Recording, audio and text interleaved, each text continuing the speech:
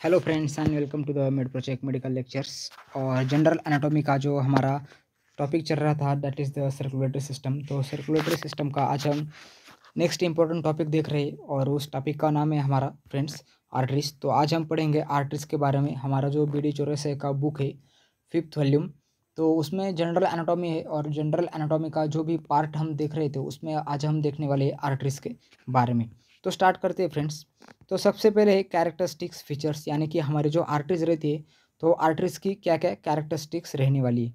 तो first one है arteries are the thick wall being uniformly thicker than the accompanying veins. यानी कि arteries की जो वॉल रहती है तो आर्टरीज की वॉल कैसी रहने वाली है फ्रेंड्स, थिक रहने वाली है। Being uniformly thicker than accompanying veins, यानी कि एक आर्टरी के साथ जो उसकी वेन रहती है, बॉडी में स्ट्रक्चर कैसा रहता है पता है क्या आपको फ्रेंड्स? तो क्या रहता है, ये आपकी आर्टरी रहती है। ये आर्टरी क्या करती है, इस ऑर्गन को ऑक्सीजनेटेड ब्लड सप्लाई करती है। क्या लेकर आई ये आर्टरी? O2 लेकर आई। और उसके बाद इधर का जो कार्बन डाइऑक्साइड रहेगा यूटिलाइज होया, जो ऑक्सीजन है उसका जो बाय प्रोडक्ट है हमारा carbon dioxide that is CO2। तो ये CO2 कौन कैरी करेगा? ये आर्टरी के साथ जो अकम्पनिंग वेन है तो इस वेन में कैरी होगा। तो कैरेक्टरिस्टिक्स फीचर्स क्या कहता है आर्टरीज का, कि जो भी अकम्पनिंग वेन है तो अकम्पनिंग वेन से आर्टरीज थोड़ी ठीक रहती है। That is our first point. Expect the arteries within the cranium.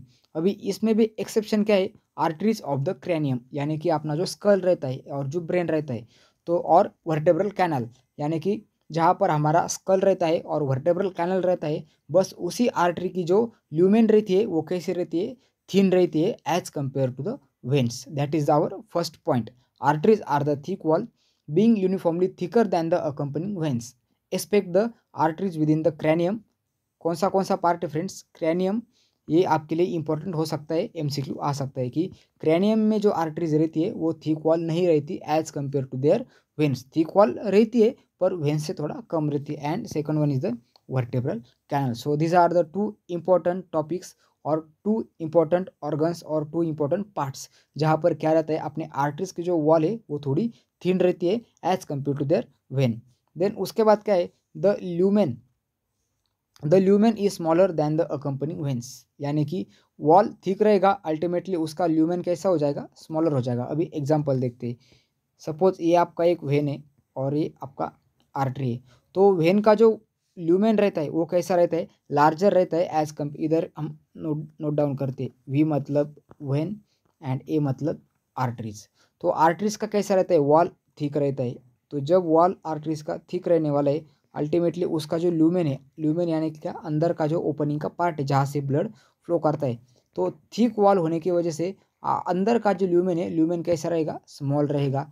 और थिन वॉल होने की वजह से, यानी कि वॉल कैसा है वेन का, थिन है ना, ज़्यादा थिक नहीं है, ज़्यादा वाइड वॉल नहीं है। अल्टीमेटली इसका जो ल्यूमेन है ये कैसा रहेगा, बड़ा रहेगा और इसका ल्यूमेन कैसा रहेगा, छोटा रहेगा आर्टरी का। This is our second topic. Then उसके बाद क्या है, आर्टरीज हैव नो वॉल्व्स, यानी कि आर्टरीज के बीच क्या नहीं रहते, वॉल्व्स नहीं रहती। अभी इसका भी हम स्ट्रक्चर देख लेते हैं, एनाटॉमिकल स्ट्रक्चर्स। तो फ्रेंड्स ये आपकी वेन हो गई। मैं एग्जाम्पल के थ्रू आप सभी को सारे टॉपिक्स आज क्लियर करने वाला हूँ। और ये क्या हुई आपकी artery, this is our vein and this is our artery. तो वेन के बीच में क्या रहते हैं फ्रेंड्स, ऐसे छोटे छोटे वॉल्स रहते हैं। अब ये वॉल्स का आप बोलोगे फंक्शन क्या होगा, तो वेन्स क्या करती है, अपनी जो लोअर लिम्स की स्पेशलिटी वेन्स रहती है तो उसमें ये वॉल्स रहते हैं। अभी हार्ट अपना ऊपर की तरफ है और हमारे नीचे क्या है, लोअर लिम्स है। तो जब आर्टरीज का जो ब्लड है वो अगेंस्ट ग्रेविटी सीधा नीचे जाता है, ग्रेविटी की वजह से आर्टरीज का ब्लड आसानी से नीचे चला जाता है। पर वेन्स का ब्लड है उसे अगेंस्ट ग्रेविटी ऊपर आना है, हार्ट की तरफ आना है। तो इस कंडीशन में अपने आर्टरीज में वॉल होना बहुत इंपॉर्टेंट है, यानी कि एक बीट पर थोड़ा अगर ब्लड ऊपर जाता है तो वो ग्रेविटी की वजह से फिर से नीचे ना आने पाए, उसकी वजह से अपने जो अपनी वेन्स रहती तो वेन्स में छोटे छोटे वॉल रहते। तो आर्टरीज में क्या है, आर्टरीज में किसी भी तरह का वॉल नहीं है। That is our third point, arteries have no valves. An artery is usually accompanied by vein and nerves, यानी कि एक आर्टरी है, एक आर्टरी के साथ उसकी एक वेन रहने वाली है, उसके साथ एक नर्व रहने वाली है। आर्टरी का फंक्शन क्या है फ्रेंड्स, तो ऑर्गन को ऑक्सीजनेटेड ब्लड सप्लाई करना। देन वेन का फंक्शन क्या है, ऑर्गन से डीऑक्सीजनेटेड ब्लड को हार्ट के पास लेकर जाना। और नर्व्स का सप्लाई या फिर नर्व का फंक्शन क्या है कि उधर सेंसेशन प्रोवाइड कराना, उधर मोटर सेंसेशन प्रोवाइड कराना और सेंसरी सेंस ब्रेन के पास लेकर जाना। And the three of them together in the neurovascular bundle. अभी न्यूरोवैस्कुलर बंडल क्या रहता है, तो फ्रेंड्स एक इंपॉर्टेंट वर्ड है न्यूरोवैस्कुलर बंडल। तो अब हम क्या करेंगे, इस न्यूरोवैस्कुलर को थोड़ा डिवाइड करेंगे। तो न्यूरो यानी कि क्या, न्यूरॉन्स, देन वैस्कुलर यानी कि क्या, वेसल, और बंडल यानी कि कलेक्शन। यानी कि न्यूरॉन्स का और वेसल्स का साथ में जब बंडल रहता है, जब कलेक्शन रहता है, तो उसे हम कंबाइनली क्या कहने वाले, neurovascular bundle. This is the simple concept about the neurovascular bundle. तो हमारे बॉडी में कोई भी ऑर्गन है तो ऑर्गन को सप्लाई करने में न्यूरोवैस्कुलर बंडल रहेगा। अभी न्यूरोवैस्कुलर बंडल में क्या क्या रहेगा, वैस्कुलर बोले तो उसमें टू टाइप आएंगे, फर्स्ट वन अपना आर्टरी आएगा और सेकंड वन अपना वेन आएगा। न्यूरो बोले तो उसमें अपनी नर्व्स आएंगी, NAV, nerves, artery and veins साथ में जब चलेगी तो उसे हम कहेंगे neurovascular bundle, which is surrounded by and supported by the fibro areolar sheath. यानी कि ये जो न्यूरोवैस्कुलर बंडल है, तो न्यूरोवैस्कुलर बंडल क्या है, एक स्पेशल टाइप के कवरिंग से पैक है, उसे हम क्या कहते हैं, फाइब्रो एरियोलर शीथ। अभी हम एग्जाम्पल के थ्रू देखते हैं कि फाइब्रो एरियोलर शीथ क्या रहती है। बाद में हम एग्जाम्पल देखेंगे उसका कि अपना जो फीमोरल ट्रायंगल रहता है उसमें फीमोरल शीथ रहती है, फीमोरल शीथ का एक एप्लाइड है, वहाँ पर अपना फीमोरल हर्निया होता है। तो फीमोरल शीथ क्यों रहती है, उसका फंक्शन क्या है और फीमोरल हर्निया कैसे होता है, आपके लिए बहुत इंपॉर्टेंट टॉपिक है। तो जब हम अपना लोअर एनाटॉमी का या फिर लोअर लिम्ब का एनाटॉमी स्टार्ट करेंगे तो उसमें बहुत अच्छे से डीप में पढ़ेंगे कि फीमोरल हर्निया क्या रहता है और फीमोरल शीथ का कंसेप्ट क्या रहता है। तो अब तक हमने क्या देखा कि आर्टरीज के कैरेक्टरिस्टिक्स फीचर्स देखे। अगर आपको एग्जाम में क्वेश्चंस आता है, आर्टरीज पर शॉर्ट नोट आती है, तो आपको ये सारे पॉइंट्स लिखने हैं। अदरवाइज अगर आपको क्वेश्चंस ऐसा आता है, नर्सिंग में बहुत बार आर्टरीज पर तो क्वेश्चन नहीं आता, पर आर्टरीज और वेन्स के बीच का जो डिफरेंस है, तो डिफरेंस आपके लिए पूछा जाता है। तो फ्रेंड्स उसमें आपको आर्टरीज के कैरेक्टरिस्टिक्स फीचर्स इंपॉर्टेंट है। अभी आप फ्रेंड्स के साथ अगर आप थोड़ा कंसेप्चुअली स्टडी करते हैं तो आर्टरी के कैरेक्टरिस्टिक्स फीचर्स हो गए। अल्टीमेटली टोटल ऑपोजिट अपने को लिखने वेन के कैरेक्टरिस्टिक्स, यानी कि arteries are the thick wall, veins are the thin wall. Then क्या, their lumen is small, vein का लूमेन कैसा कैसा रहेगा, बड़ा रहेगा। Arteries have no walls, yes vein have walls, vein में क्या रहते, वॉल्स रहते। आर्टरीज एंड ये 3 पॉइंट हो गए, तो उसके ऑपोजिट पॉइंट आपको वेन्स में दिखने लिखने। तो characteristics features as it is आपके वेन्स के आ जाएंगे, ऑपोजिट आ जाएंगे। तो type of arteries and their structures, अभी हम देखने वाले कि आर्टरीज के कौन से टाइप्स रहते हैं और उनका स्ट्रक्चर कैसा रहता है। तो फर्स्ट वन है लार्ज आर्टरीज और ऑफ इलास्टिक टाइप, यानी कि अपनी जो लार्ज आर्टरीज रहती है तो उसमें आपका एग्जाम्पल क्या है, एओर्टा। तो यहाँ पर आपको एक इंपॉर्टेंट MCQ भी एग्जाम में आ जाता है, dash dash is the large artery of body, और आपका आंसर उस टाइम पे क्या आएगा, एओर्टा। तो आपके जो कॉम्पिटिटिव एग्जाम है उसमें भी ये क्वेश्चंस पूछा जाता है। एंड इट्स मेन ब्रांचेस, तो अभी एओर्टा की जो ब्रांचेस है हमने पिछले वीडियो में ऑलरेडी डिस्कस किया था जब हमने कार्डियोवास्कुलर सिस्टम का स्टडी स्टार्ट किया था। तो एओर्टा की जो ब्रांचेस है, तो एओर्टा की ब्रांचेस इधर है, ब्रैकियोसेफेलिक जो कि अपनी राइट साइड की रहती है, ब्रैकियोसेफेलिक की 2 ब्रांचेस रहती है, राइट कैरोटिड आर्टरी और राइट सबक्लाविकुलर आर्टरी। देन अपने आती है common carotid artery, then subclavian artery and common iliac artery and pulmonary arteries. So ये जो आपकी आर्टरीज है, तो ये सारी आपकी आर्टरीज अपने एओर्टा की मेन ब्रांचेस रहने वाली है। तो एओर्टा किसका एग्जाम्पल है, लार्ज आर्टरी का एग्जाम्पल है, और इस पर आपको MCQ आता है। देन सेकंड वन क्या है, मीडियम टाइप और and small arteries of the muscular type. तो जो बड़ी आर्टरी रहती है तो वो कौन से टाइप्स की रहती है, इलास्टिक टाइप की रहती है, क्योंकि इनमें कॉन्ट्रैक्सेशन और रिलैक्सेशन देखा जाता है, that is the elastic type. Then second क्या है, मस्कुलर टाइप। तो मस्कुलर टाइप की जो आर्टरीज है तो उनमें कौन सी आती है, अपनी टेम्पोरल बोन को सप्लाई करने वाली आती है, क्रैनियम की important artery, temporal artery. Then occiput जो रीजन है अपना पीछे का, अपना हेड का जो पिछले वाला रीजन रहता है तो उसको ऑक्सीपुट बोलते हैं हम। तो ऑक्सीपिटल एरिया को सप्लाई करने वाली ऑक्सीपिटल आर्टरी आ गई। रेडियल आर्टरी आ गई, अपनी जो एक्सिलरी आर्टरी आती है तो अपनी जो क्यूबाइटल फोसा है अपर लिम्ब का, तो क्यूबाइटल फोसा में अल्नार और रेडियल ऐसे 2 आर्टरीज करके डिवाइड हो जाता है, तो उसे हम कहते हैं radial artery. And last one is the popliteal artery. तो अपना जो फीमोरल आर्टरी रहने वाली, फीमोरल आर्टरी का कंटिन्यूएशन नी के बैक में रहता है, उसे हम कहते हैं पॉप्लिटियल आर्टरी। तो ये जो आर्टरीज है तो इनका एग्जाम्पल है मस्कुलर टाइप। तो मस्कुलर टाइप में ये सारी आर्टरीज आती है। देन थर्ड टाइप है smallest arteries of the muscular type. अभी मस्कुलर टाइप में टू टाइप आते हैं। मस्कुलर में कौन सा आता है, एक मीडियम आता है एंड सेकंड वन आता है स्मॉलेस्ट। तो आर्टरीज को अगर आपको ध्यान में रखना है तो कैसे ध्यान में रखेंगे, फर्स्ट वन है आपका इलास्टिक टाइप और सेकंड वन है आपका मस्कुलर टाइप। और मस्कुलर में फिर टू टाइप आएंगे, मीडियम आएगा और स्मॉल आएगा। अभी इलास्टिक टाइप में देखें तो एओर्टा आ जाएगा। मस्कुलर टाइप में देखें तो ऑक्सीपुटल, टेम्पोरल, रेडियल आ जाएगी। और अपनी जो स्मॉल आर्टरी है तो स्मॉल आर्टरी का अभी हम एग्जांपल देखेंगे। तो small arteries they measure 50 to 100 micron in diameter. देखो फ्रेंड्स, बहुत ही छोटी रहती है। यहाँ पर भी आपका एमसीक्यू आता है कि स्मॉल आर्टरीज का डायमीटर कितना रहता है, तो 50 to 100 माइक्रोन उसका डायमीटर रहने वाला है। Then arterioles divided into the terminal arterioles. तो जो अपनी स्मॉलेस्ट आर्टरीज है तो उनका एग्जाम्पल क्या है अपने आर्टरीओल्स। अभी आर्टरीओल्स क्या रहते हैं हम आगे जाकर डायग्राम में देखने वाले। तो अपनी जो मेन आर्टरी रहती है तो आर्टरी के जो छोटे छोटे ब्रांचेस रहते हैं उसे हम कहते हैं आर्टरीओल्स।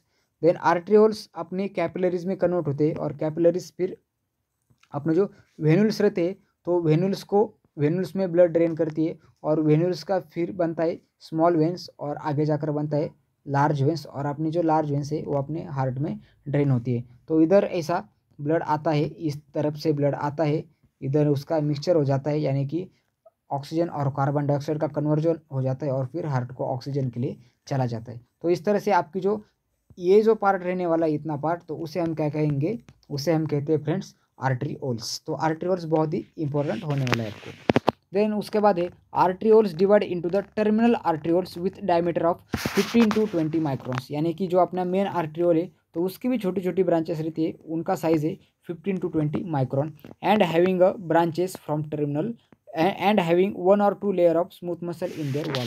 यानी कि जो अपने टर्मिनल आर्टरीओल्स है तो टर्मिनल आर्टरीओल्स की लेयर में स्मूथ मसल होता है। आए फ्रेंड्स समझ में, क्योंकि उसमें कॉन्ट्रैक्शन रिलैक्सेशन होता है, that is the smooth muscle उसमें होता है in their walls.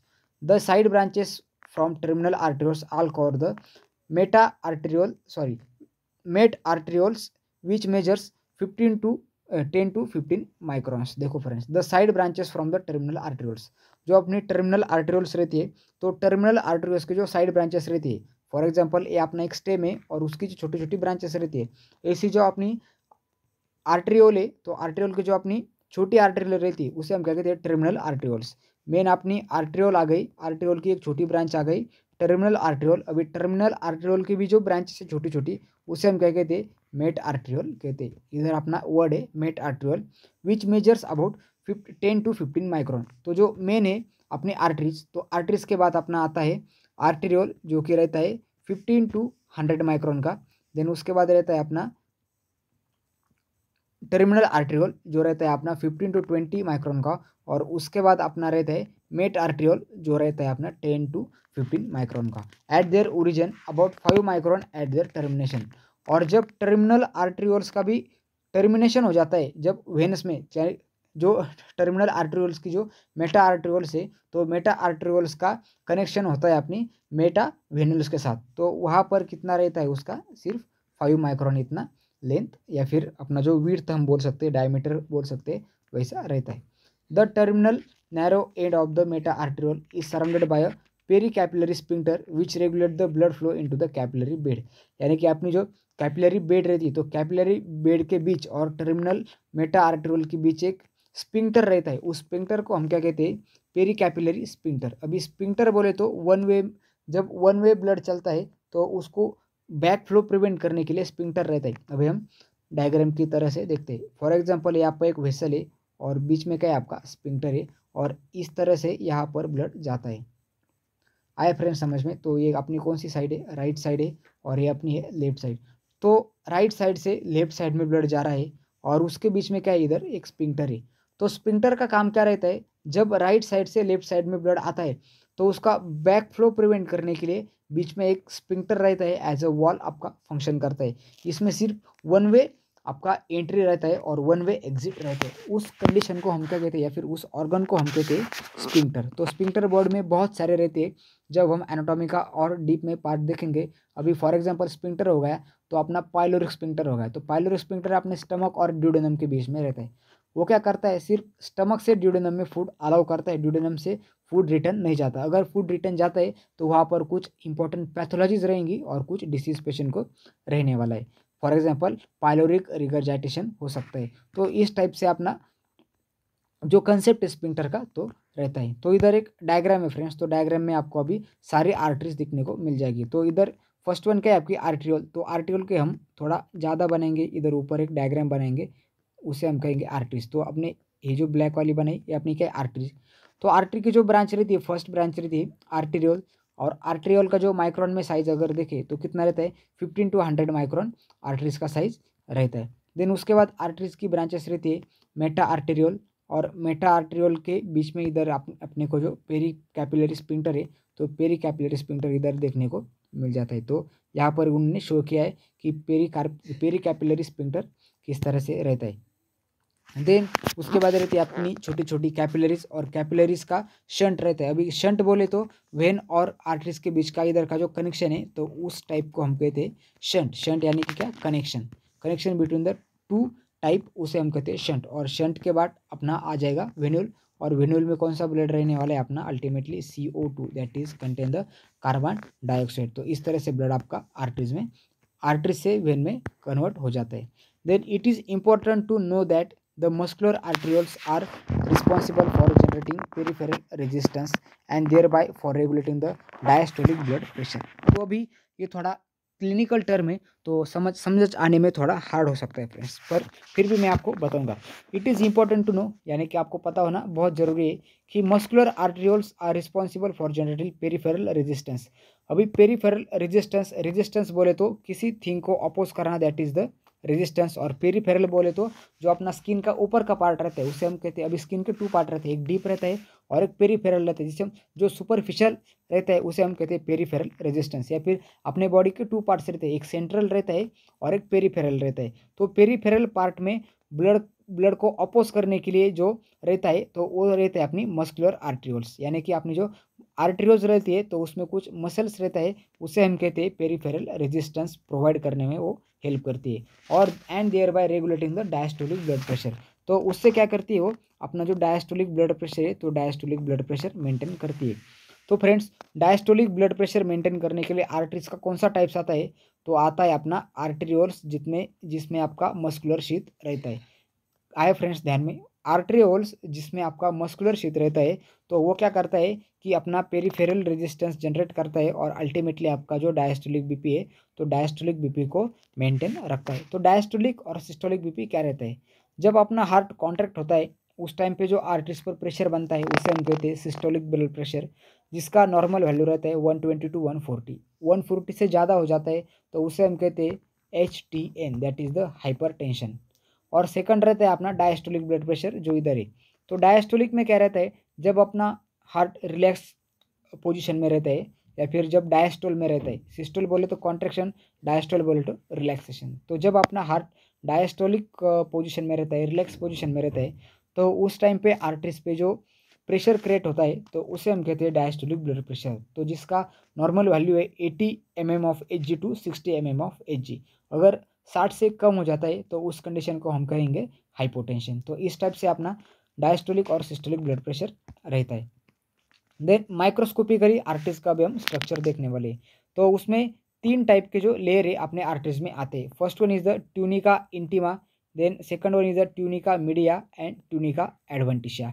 Tunica intima बोले तो अंदर की कोटिंग, मीडिया बोले तो मिडल वाला जिसमें अपना मस्कुलर शीथ रहता है, और एडवेंटिशिया बोले तो सुपरफिशियल। तो इस तरह से अपना जो आर्टरीज का स्ट्रक्चर रहता है, एक बार हम इधर दिखाएंगे। तो एक आर्टरीज का नॉर्मल अब स्ट्रक्चर बनाते हैं। तो ये क्या है अपनी एक XYZ नाम की आर्टरी है। तो आर्टरी का अभी ये जो वॉल है, तो इस वॉल को हम थोड़ा बड़ा करेंगे। फॉर एग्जांपल हमने इसको जूम किया और इसका एक प्लेट पर थोड़ा सैंपल ले लिया, क्यों, चेक करने के लिए। तो इसमें अपने को कितने लेयर दिखेंगे, तो इसमें अपने को दिखेंगे 3 लेयर यूजुअली दिखने वाले। तो 3 लेयर कौन से वाले, तो जो अंदर वाला है उसे हम क्या कहेंगे, ट्यूनिका इंटीमा कहेंगे। जो अंदर वाला है उसे हम कहेंगे इंटीमा।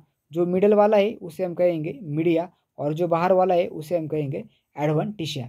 तो इस तरह से आपके जो आर्टरीज रहती है, तो आर्टरीज के वॉल के 3 टाइप के वॉल रहते हैं। कौन सा, ट्यूनिका इंटीमा, ट्यूनिका मीडिया और tunica adventitia. And tunica adventitia जो रहता है it is the strongest of all coats and merge with the perivascular sheath, यानी कि जो आपका ट्यूनिका एडवेंटिशिया रहता है वो सबसे कैसा रहने वाला है, स्ट्रॉन्ग रहने वाला है। इधर आपका अनदर एक एमसीक्यू आता है कि which of the following layer या फिर which of the following coat of the artery is strongest, और आपका आंसर क्या आएगा, आपका आंसर आएगा tunica adventitia. The relative thickness of the coats and the relative proportion of the muscular, elastic and fibrous tissue vary in different types of arteries। यानी कि अभी arteries की जो वॉल रहती है तो वॉल में जो अपनी वॉल्स रहती है तो उसमें कौन सा आता है, इंटीमा, मीडिया और एडवेंटिशिया। तो इनके जो स्ट्रक्चर रहते हैं तो उनके स्ट्रक्चर कौन बनाता है, मस्कुलर हो गया, देन मस्कुलर टिश्यू हो गए, इलास्टिक टिश्यू हो गए, फाइब्रस टिश्यू हो गए, तो ऐसे रहती है। तो according to different types of the organs, और उस ऑर्गन को जो आर्टरी सप्लाई करती है तो उसके कुछ स्पेशल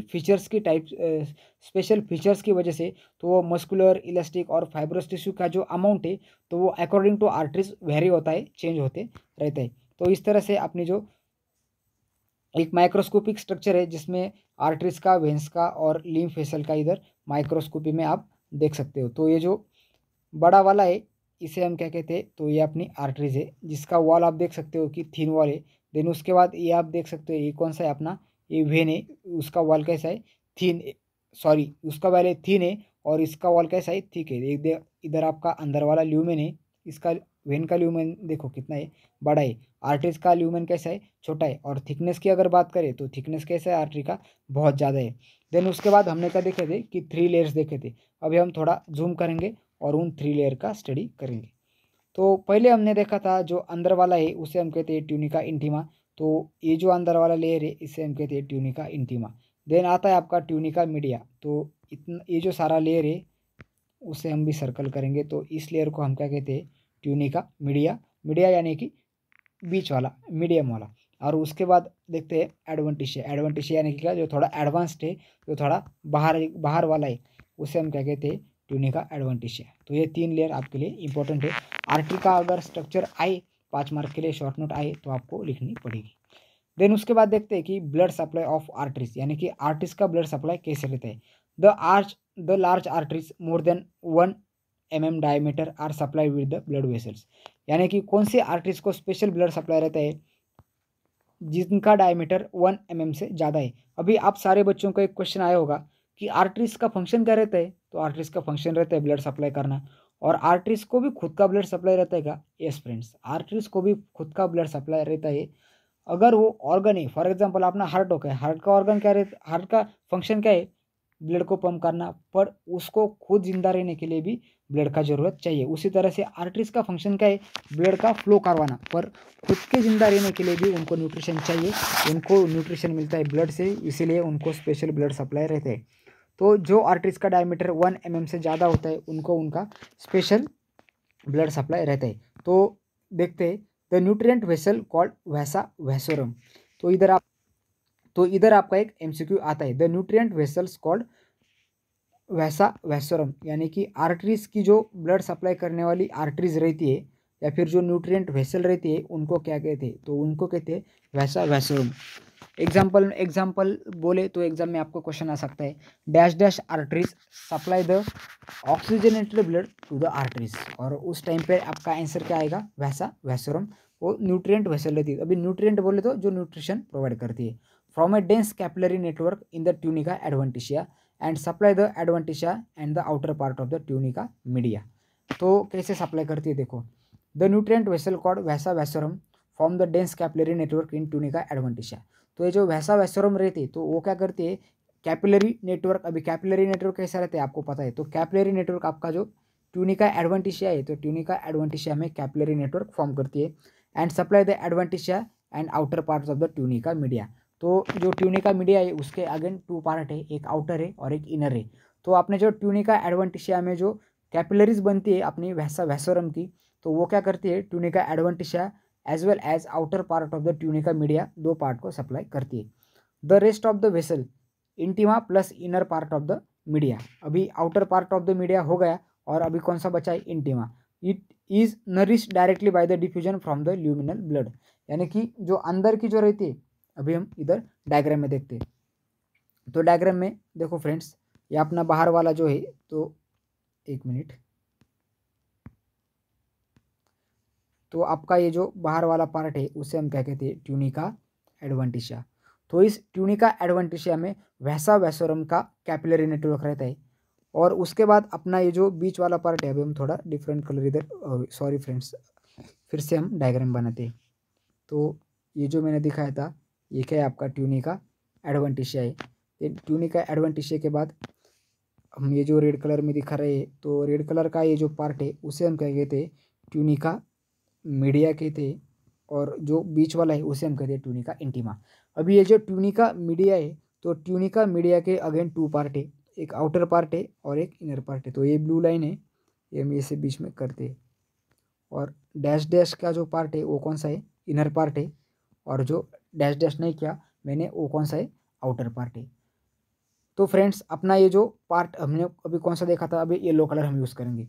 तो ये बाहर का पार्ट ट्यूनिका मीडिया का और अपना ट्यूनिका एडवेंटिशिया, ये जो दो पार्ट है, इन दो पार्ट को सप्लाई करने वाले जो आर्टरीज रहती है उसे हम कहते हैं वैसा वैसोरम। आए समझ में। और उसके बाद सेकंड पार्ट कौन सा बचता है अपना, तो सेकंड पार्ट अपना बचता है फ्रेंड्स, अपना ट्यूनिका इंटीमा बचा अभी, ट्यूनिका इंटीमा और inner part of the tunica media. तो ट्यूनिका मीडिया का इनर पार्ट और ट्यूनिका इंटीमा का पार्ट, उसको कौन सप्लाई करता है, तो उसके लिए स्पेशल आर्टरीज नहीं रहती। तो डायरेक्टली डिफ्यूजन होता है। अंदर क्या है अपना, ल्यूमेन है। तो ल्यूमेन में भी आपका ना क्या करने वाला है, अपना ब्लड फ्लो चलने वाला है। तो ल्यूमेन से ही डायरेक्टली डिफ्यूजन होता है और डायरेक्टली डिफ्यूजन होकर वो ब्लड आपका tunica media as well as half of the tunica media को सप्लाई करता है। और आउटर पार्ट जो अपना ट्यूनिका मीडिया का रहने वाला है और अपना जो ट्यूनिका एडवेंटिशिया है, तो इन दोनों पार्ट को सप्लाई करने वाला है आपका वैसा वैसोरम। और इन दोनों पार्ट को आपका सप्लाई करने वाला है directly luminal blood through the अपना जो ट्रांसफ़र का प्रोसेस है, उसे हम क्या कहने वाले हैं, ट्रांसफर के प्रोसेस को उसे हम कहते हैं डिफ्यूजन। तो directly diffusion from the luminal blood flow. तो इस तरह से आपका जो आर्टरीज है, तो आर्टरीज का ब्लड सप्लाई फ्रेंड्स रहता है। Minutes when accompanying the arteries drain the blood from the outer part of the arterial wall and lymphatic also present in the adventitia. यानी कि अपने जो ट्यूनिका एडवेंटिशिया रहती है, तो ट्यूनिका एडवेंटिशिया में लिम्फेटिक भी प्रेजेंट रहती है। देन उसके बाद हम देखते हैं कि पाल्पेबल आर्टरीज। तो पाल्पेबल आर्टरीज बोले तो अपने बॉडी के पल्स पॉइंट, जहाँ पर अभी पाल्पेबल आर्टरीज क्यों रहता है, ये कंसेप्ट ही क्यों है, उसके बारे का थोड़ा हिस्ट्री बताता हूँ मैं आपको। तो फ्रेंड्स, बॉडी का एनाटॉमिकल स्ट्रक्चर अगर हम देखें, तो बॉडी में टू टाइप्स के वेसल रहते हैं। फर्स्ट वन आपका रहता है आर्टरीज एंड सेकंड वन आपका रहता है वेन्स। तो वेन्स का अगर बात छोड़ो, वेन्स तो अपनी सुपरफिशियली रहती है। उसके बाद रहती है अपनी आर्टरीज। तो आर्टरीज अपनी कैसे रहती है, डीप रहती है, क्योंकि अपने ऑर्गन सारे डीप है और ऑर्गन का डीप होने की वजह से उनको ऑक्सीजन सप्लाई रहता है और वो ऑक्सीजन सप्लाई करती है अपनी आर्टरीज। तो इस वजह से अपनी arteries as compare to veins कैसी रहती है, अपनी बॉडी में डीप रहती है। पर बॉडी में ऐसे कुछ पॉइंट्स है, पल्स पॉइंट्स है, जहाँ पर अपनी आर्टरीज थोड़ा सुपरफिशियल हो जाती है। उस जगह पर वो आर्टरीज क्या करती है, अपने को ईच बीट्स पे पल्स मिलता है, वहाँ पर उसे हम कहते हैं पाल्पेबल आर्टरीज। और उसे हम अपने बॉडी के जो पल्स पॉइंट है, तो पल्स पॉइंट भी कह सकते हैं। तो नीचे एक डायग्राम है, तो ये पल्स पॉइंट आपके लिए इंपॉर्टेंट है। फंडामेंटल ऑफ नर्सिंग में या फिर एनाटॉमी में आपके लिए क्वेश्चंस आ सकते हैं। तो कौन से पल्स पॉइंट है, आप खुद पे भी ट्राई कर सकते हैं, आपको पल्स फील होगा। तो राइट और लेफ्ट कॉमन कैरोटिड आर्टरी, जहाँ पर हम कैरोटिड पल्स लेते हैं, जब पेशेंट को रिससिटेट करना रहता है उस टाइम पे हम कॉमन साइट यूज़ करते हैं, that is the carotid artery. Then उसके बाद अपना हार्ट खुद रहता है, उसे हम अपाइकल पल्स कहते हैं। पर यहाँ पर पाल्पेबल आर्टरीज कोई भी नहीं रहती, डायरेक्ट में अपना जो हार्ट रहता है, तो हार्ट का लब डब साउंड से हम यहाँ पर असेस करते हैं बीट्स को। देन उसके बाद है अपना ब्रैकियल। तो ब्रैकियल के ऊपर एक और रहता है, अपना रहता है एक्सिलरी। तो एक्सिलरी में भी अपना जो एक्सिला रहता है, तो एक्सिला में भी अपनी आर्टरी सुपरफिशियल रहती है एक पॉइंट पे, उसे हम कहते हैं एक्सिलरी पल्स पॉइंट। देन उसके बाद नीचे आते हैं, तो नीचे आने के बाद अपना जो क्यूबाइटल फोसा है, तो क्यूबाइटल फोसा में अपने को एक पॉइंट मिलेगा, जिसे हम कहते हैं ब्रैकियल आर्टरी, जहाँ पर अपना एक और एक पल्स पॉइंट मिलता है। देन उसके बाद अपना आता है थंब के पीछे थोड़ा आता है, that is the radial pulse point, जो हम कॉमनली यूज़ करते हैं ब्लड प्रेशर लेने के लिए या फिर पेशेंट को जनरली असेस करने के लिए। देन उसके बाद रहता है अपना abdominal aorta. Then abdominal aorta के बाद रहता है आपका फिमोरल, और उसके बाद रहता है आपका popliteal. Then posterior posterior tibial and dorsalis pedis. तो ये सारे जो अपने पाल्पेबल आर्टरीज है या फिर पल्स पॉइंट है, तो इनको आपको स्टडी करना है। देन ऑल भी रहते हैं, अपना टेम्पोरल में भी हम पल्स ले सकते हैं इनकेस अगर ज़रूरत पड़े तो। देन उसके बाद हम आर्टरीज का लास्ट टॉपिक आज हम देखने वाले, that is the nerve supply of arteries, यानी कि आर्टरीज का नर्व सप्लाई कौन करता है। तो friends, the nerve supplying an artery is called nervi vascularis. Vasa vasorum यानी कि ब्लड सप्लाई ऑफ आर्टरीज, और blood supply nerve supply of arteries उसे हम क्या कहते हैं, नर्वी वैस्कुलरिस। नर्वी बोले तो नर्व्स एंड वैस्कुलरिस बोले तो वेसल्स, सिंपल वर्ड है। The nerves are mostly non myelinated sympathetic fibres which are vasoconstrictor in function, यानी कि अपनी जो आर्टरीज है तो उसका जो नर्व सप्लाई रहता है उसका मेन फंक्शन क्या रहता है, वैसोकॉन्स्ट्रिक्टर। अभी बॉडी का जो हिमोस्टैसिस सिस्टम रहता है जो अपना टेम्परेचर वगैरह रेगुलेट करता है, तो उसमें अपना वैसोडाइलेशन वैसोकॉन्स्ट्रिक्शन ये बहुत इंपॉर्टेंट है। तो मेन फंक्शन क्या रहता है अपने आर्टरीज का जो नर्व सप्लाई, तो उनका मेन फंक्शन है अपना वैसोकॉन्स्ट्रिक्टर फंक्शन रहता है। A few fibres are myelinated and are believe to be sensory to be outer and inner coated of the arteries. अब ये माइलिनेटेड क्या रहता है, नॉन माइलिनेटेड क्या रहता है।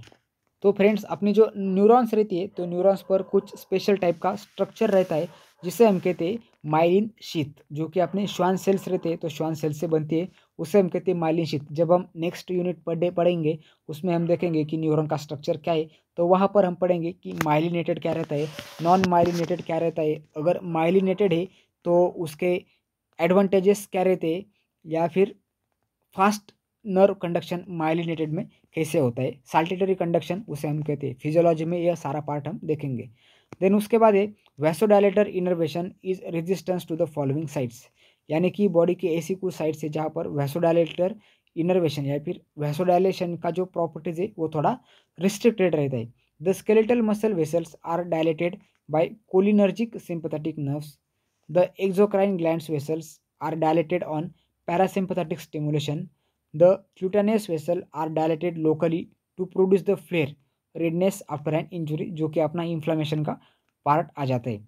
The vasodilation is produced by the afferent impulses in the cutaneous nerve which pass antidormically in their collateral to the blood vessels और axon reflex. तो ये जो सारा पार्ट है ये अपने के लिए इंपॉर्टेंट नहीं है, सिर्फ हम देखने वाले वैसो कॉन्स्ट्रिक्शन और वैसो डायलेशन क्या रहते हैं। तो फ्रेंड्स, एग्जांपल के थ्रू हम देखते हैं। तो ये अपना एक नॉर्मल वेसल है, तो कॉन्स्ट्रिक्शन यानी कि क्या, इसका जो डायमीटर है तो डायमीटर कम हो जाना, यानी कि इस तरह से आर्टरी आपका क्या छोटा हो जाना, उसे हम कहते हैं वैसो कॉन्स्ट्रिक्शन। और वेसल का डायमीटर बढ़ जाना उसे हम क्या कहते हैं, वैसो डायलेशन कहते हैं। तो इस तरह से अपना दो इंपॉर्टेंट टॉपिक है, वैसोडाइलेशन और वैसो कंस्ट्रिक्शन। अभी हम होम्योस्टैसिस सिस्टम में पढ़ेंगे कि वैसो कंस्ट्रिक्शन कब होता है, वैसोडाइलेशन कब होता है। तो फ्रेंड्स, जब बॉडी का टेम्परेचर बढ़ जाता है तो बॉडी में रहता है आपका वैसोडाइलेशन रहता है। जब बॉडी का टेम्परेचर नीचे चला जाता है, शिवरिंग होता है, तो उस टाइप पे आपका रहता है वैसो कॉन्स्ट्रिक्शन। ये आपके जस्ट एग्जाम्पल के लिए या फिर जनरल नॉलेज के लिए मैंने आपको बता दिया। सेम उसी तरह से आपका हाइपोटेंशन हाइपरटेंशन का भी रहता है। जब ज़्यादा आपका वैसो कॉन्स्ट्रिक्शन हो जाता है तो पेशेंट चला जाता है HNT, that is the hypertension या फिर HTN। और जब आपका ज़्यादा डायलेट हो जाता है तो पेशेंट जाता है हाइपोटेंशन में। तो ट्रीटमेंट स्ट्रैटेजीज में या फिर ड्रग जब हम प्रोवाइड करते हैं तो उस पर भी इसका ध्यान में रखा जाता है बात कि वैसो कॉन्स्ट्रिक्शन या फिर वैसो डायलेटर हो रहा है पेशेंट को। तो इस तरह से अपनी जो आर्टरीज है तो आर्टरीज के बारे में आज हमने पढ़ा, तो बहुत इंपॉर्टेंट है, इतना डीप में पढ़ा है फ्रेंड्स आपको कि आप कभी भूल नहीं पाएंगे आर्टरीज क्या रहती है, उसके फीचर्स क्या रहते हैं। तो अगर आपको आज का वीडियो इन्फॉर्मेटिव लगता है फ्रेंड्स तो वीडियो को लाइक करो एंड चैनल को सब्सक्राइब करो। तो मैं हूँ आपका दोस्त प्रशांत शिंदे और मैं अभी लास्ट ईयर BSc नर्सिंग पढ़ रहा हूँ और साथ ही साथ में लेक्चर्स भी बनाता हूँ आप सभी फ्रेंड्स के लिए। तो फ्रेंड्स, वीडियो अच्छा लगता है, इन्फॉर्मेटिव लगता है तो ज़रूर बताना आपको वीडियो कैसा लगा। अपना कमेंट सेक्शन ओपन है, वीडियो को लाइक करो एंड चैनल को सब्सक्राइब करो और अपने और फ्रेंड्स के साथ शेयर करो ताकि वो भी लेक्चर्स को एक्सेस कर सके। Thank you friends.